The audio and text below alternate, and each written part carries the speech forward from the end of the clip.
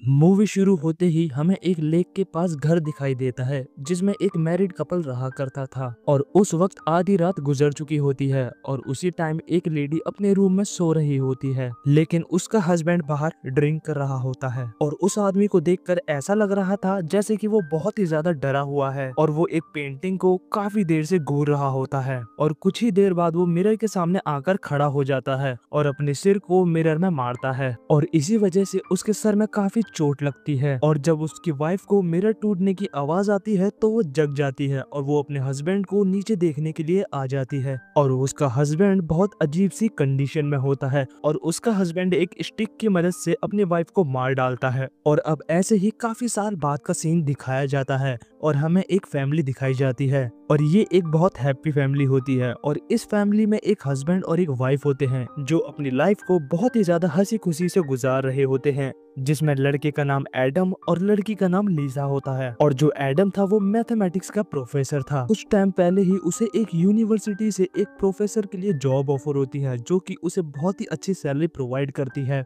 और साथ ही में यूनिवर्सिटी वाले उसे रहने के लिए एक बहुत ही ज्यादा खूबसूरत सा घर भी देते हैं जिससे वो बहुत ही ज्यादा खुश होता है। और फिर ये दोनों एक सिटी से एक टाउन में आकर शिफ्ट हो जाते हैं और फिर हमें दिखाया जाता है जो उसकी वाइफ लीजा होती है वो प्रेग्नेंट होती है और वो लोग अपनी लाइफ में बहुत ही ज्यादा खुश थे और वो भी इस घर को लेकर, क्योंकि इनका घर बहुत ही ज्यादा बड़ा और बहुत ही ज्यादा खूबसूरत था। और यहाँ तक कि ये इतने खुश थे तो ये अपने आने वाले बेबी के लिए भी एक रूम को सिलेक्ट कर लेते हैं। और उसी दिन लीसा की बहन बिक्की ने उनके लिए एक गिफ्ट भेजा था और उस गिफ्ट में एक मिस्टीरियस बॉक्स होता है और एडम उस मिस्ट्री बॉक्स को काफी खोलने की कोशिश करता है लेकिन वो उससे नहीं खुलता और तभी एडम को लगता है कि शायद बिकी ने उनके साथ कोई मजाक किया है और फिर भी वो ना चाहते हुए इस बॉक्स को अपने पास रख लेते हैं। और अगले दिन हम देखते हैं कि एडम काम पे जाता है और काम पे जाने से पहले वो कुछ लीसा को एडवाइस भी देता है कि वो अपना पूरी तरीके से ध्यान रखेगी और कुछ भी हैवी वेट नहीं उठाएगी और खासकर बेबी के रूम के लिए, क्योंकि इन्होंने अभी तक बेबी के रूम की सेटलमेंट नहीं की थी। और एडम बोलता है कि बेबी के रूम की सेटलमेंट हम दोनों मिलकर करेंगे। और जब एडम चला जाता है तो लीजा अपने आप को बहुत ही ज्यादा बिजी कर लेती है और वो बेबी रूम में काफी ज्यादा सेटलमेंट कर देती है।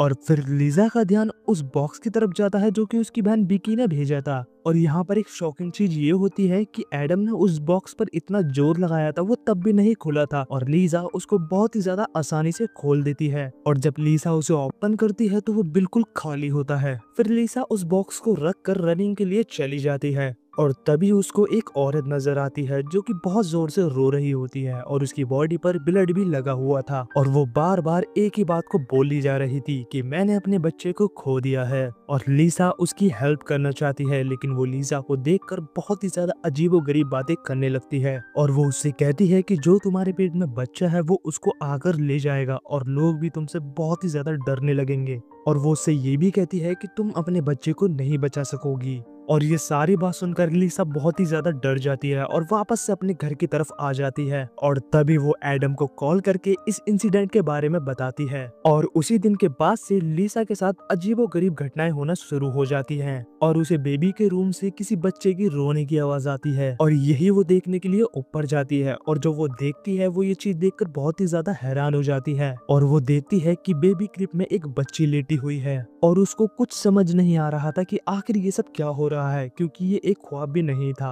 बल्कि एक हकीकत होती है। और जैसे ही वो उस बच्ची को अपनी गोद में उठाती है तो उस बच्ची का चेहरा एकदम से बदल जाता है और उसके बाद लीजा अपने होश खो बैठती है। और जब शाम को एडम घर पर आता है कि लीजा बहुत ही ज्यादा जख्मी हो गई है और उसका बहुत सारा ब्लड भी निकल रहा है और एडम उसे फौरन हॉस्पिटल ले जाता है। अब यहाँ पर लीसा तो बच जाती है लेकिन डॉक्टर बेबी को नहीं बचा सके और डॉक्टर ये भी बोलते हैं कि अब ये कभी भी मां नहीं बन पाएगी। और डॉक्टर बेबी की डेथ भी बताते हैं कि शायद बेबी की डेथ किसी हैवी वेट उठाने की वजह से हुई है। और तभी एडम सोचता है कि मैंने लीसा से हैवी वेट उठाने के लिए मना किया था और उसने मेरे जाने के बाद हैवी वेट उठा लिया होगा। और बेबी की डेथ की न्यूज सुन के लीसा की बहन बिक्की भी उनके घर पर आ जाती है और फैसला करती है कि अब कुछ दिन वो यहीं पर रहेगी जब तक लीसा अपनी नॉर्मल हालत में वापस नहीं आ जाती। और उस हादसे के बाद से एडम लीसा से बहुत पूछने की कोशिश करता है कि आखिरकार ऐसा कैसे हो सकता है, क्या तुमने मेरे पीछे कोई हैवी वेट उठाया था। और इसी का जवाब देते हुए लीसा उसे वो जंगल वाला इंसिडेंट बता देती है। फिर बेबी के रूम से बच्चे के रोने की आवाजें और वहाँ पर उस छोटी बच्ची का मिलना, और जैसे ही उस बच्ची को गोद में लिया था तो उसका चेहरा बदल जाना। और फिर इसके बाद से उसको कुछ भी याद नहीं रहा था क्योंकि वो अपने होश खो बैठी थी। अब यहाँ पर एक बात तो क्लियर हो जाती है कि इनके साथ बहुत ही ज्यादा कुछ अजीबोगरीब हो रहा था। और इसके बाद ही एडम को वो मिस्ट्री बॉक्स मिल जाता है जो कि अब इजीली ओपन हो रहा था।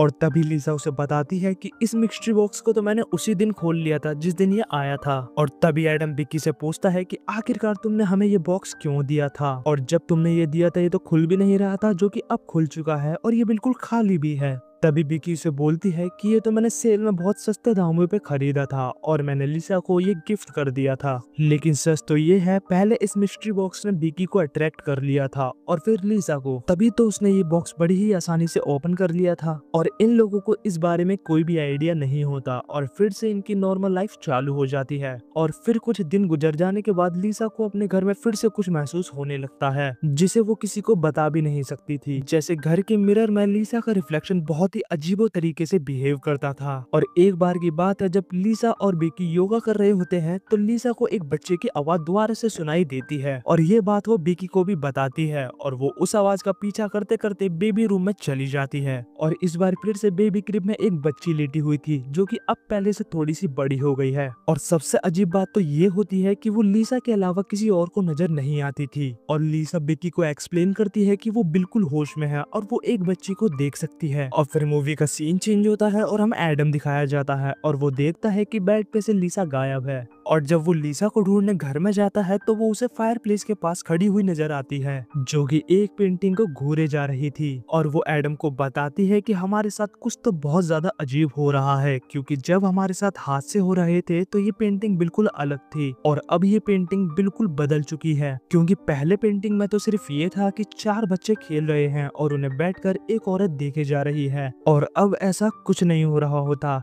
क्योंकि वाकई में वो पेंटिंग बिल्कुल बदल चुकी होती है। क्योंकि अब वो औरत अपने बच्चों की तरफ नहीं बल्कि साइड में देख रही होती है और इस बात को सिर्फ लीजा महसूस करती है, एडम नहीं। और एडम उसे समझाता है कि तुम अपने बेबी को खोने की वजह से ऐसी हो गई हो, जिसकी वजह से तुम काफी अपसेट हो और तुम्हारी ऐसी हालत है। और फिर विकी के साथ भी एक अजीब सी चीज होती है और वो मिरर में देखती है कि उसका रिफ्लेक्शन उसे फॉलो नहीं कर रहा और मिरर में नजर आने वाली लड़की विकी तो बिल्कुल भी नहीं लग रही थी। और फिर देखते ही देखते उसकी रिफ्लेक्शन उसे ही मारने की कोशिश करती है और वो उसके दिमाग पर ऐसा असर कर देती है कि वो अपनी बहन को बताए बिना वहाँ से चली जाती है। लिसा को इस बात का बुरा तो लगता है लेकिन वो इस चीज को ज्यादा सीरियस नहीं ले रही थी क्योंकि उसके साथ ऐसे ऐसे इंसिडेंट हो रहे हैं। और लिसा को अक्सर एक छोटी लड़की दिखाई देती थी जो उसको ममा कहती थी। और तभी लिसा एडम को समझाने की कोशिश करती है कि हमारे घर में एविल पावर है। और तभी लिसा एडम से बोलती है कि आपकी यूनिवर्सिटी में एक डॉक्टर क्लर्क है जो कि अब नॉर्मल एक्टिविटीज में बहुत ही ज्यादा एक्सपर्ट हैं और शायद वो हमारी कुछ मदद कर सकते हैं। और तभी लीजा के कहने पर एडम डॉक्टर क्लर्क से जाके मिल लेता है, लेकिन वो इन चीजों पर भरोसा नहीं किया करता था, वो तो बस लीजा का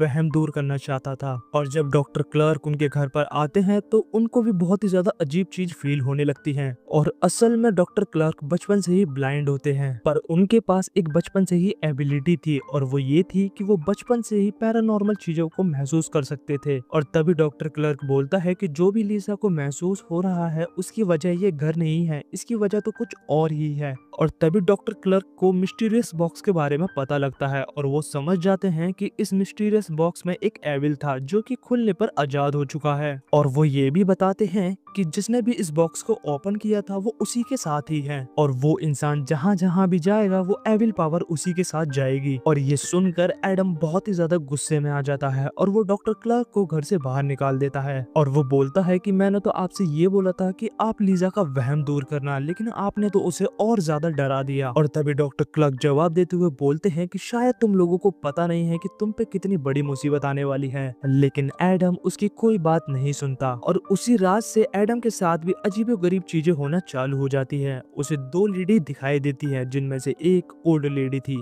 और वो दोनों उसे काफी ज्यादा डरा देती हैं। और अब एडम को भी पूरा यकीन हो चुका था और वो डॉक्टर क्लर्क को दोबारा से बुला लेता है और तभी डॉक्टर क्लर्क उनकी मदद करने की कोशिश करते हैं। और डॉक्टर क्लर्क की रिसर्च रिसर्च से पता लगता है कि ये जो सब पैरानॉर्मल एक्टिविटीज हो रही हैं, ये सब होने की वजह सिर्फ वो बॉक्स था, क्योंकि उस बॉक्स में एक एविल होती है जिसका कोई वजूद नहीं था, पर वो इस दुनिया में बहुत टाइम से है। और उस एविल का सिर्फ एक ही मकसद था, अनबॉर्न बेबी का शिकार करना, यानी कि जो बच्चे अभी तक इस दुनिया में पैदा भी नहीं हुए थे उनको मारना। और लिसा के साथ जो भी हो रहा था ये सब सपना नहीं था, बल्कि वही एविल कर रही थी, क्योंकि हमने देखा था कि एडम और बिकी दोनों ने ही उस मिस्टीरियस बॉक्स को खोलने की कोशिश करी थी, पर वो तो सिर्फ लिसा से ही खोला था क्योंकि उसके पेट में बच्चा था। इसका मतलब तो ये हुआ कि वो बॉक्स सिर्फ प्रेग्नेंट लेडीज से खुलता है और एविल बाहर आते ही बच्चे को मार देती है। और जो भी लिसा को वो बच्ची दिखाई देती थी वो तो उसकी वही अनबॉर्न बेबी थी। अगर वो जन्म ले लेती तो वो कुछ ऐसे ही दिखाई देती। इसीलिए लिसा को पहले एक छोटी सी बच्ची नजर आई थी और फिर एक लड़की, फिर लेडी और फिर ओल्ड लेडी नजर आई थी, यानी कि उसका जन्म से लेके और मरने तक सारी छवि लिसा को दिखाई गई थी। और ज्यादातर ये एविल एक मिरर या फिर एक पेंटिंग में रहा करती थी, क्योंकि उसका कोई वजूद तो था नहीं कि वो इस दुनिया में रह सके। और वो एविल लोगों को अपने कंट्रोल में कर कर उनको अजीबोगरीब चीजें दिखाया करती थी। और ऐसा इन तीनों के साथ कई बार हो चुका था। और इस एविल को मारा तो नहीं जा सकता था, सिर्फ कैद किया जा सकता था। और इस एविल को कैद करने के लिए सैक्रिफाइस देना होगा, यानी कि जिसको वो एविल दिख रही है उसको हमें मारना होगा। और ये एविल तो लिसा को दिख रही थी, और यही वजह थी जो मूवी की शुरुआत में उस हस्बैंड ने अपने वाइफ को मारा था। और जो जंगल में लिसा को औरत नजर आई थी वो उसी औरत की सोल थी। लेकिन एडम लिसा को नहीं मारना चाहता था और वो बहुत कोशिश करता है कि वो लिसा को बिना मारे इस परेशानी से बाहर ले आए, लेकिन ये एविल लोगों को हिप्नोटाइज करती है और लोगों को ही एक दूसरे से मरवाती है। और एडम पूरी तरीके से हिप्नोटाइज होता है और वो उस आदमी की तरह लिसा को मार देता है और वो एविल वापस से उस बॉक्स में कैद हो जाती है। और एडम लिसा को मारने के जुर्म में जेल चला जाता है। और जेल जाने से पहले एडम वो मिस्टीरियस बॉक्स वापस से विकी को दे देता है। और अब ये सब विकी के साथ होने वाला था और यहीं पर इस मूवी की एंड हो जाती है। अगर आपको ये वीडियो थोड़ी सी भी अच्छी लगी हो तो प्लीज मेरे चैनल को सब्सक्राइब करके वीडियो को लाइक कर देना। Thank you for watching. Bye bye.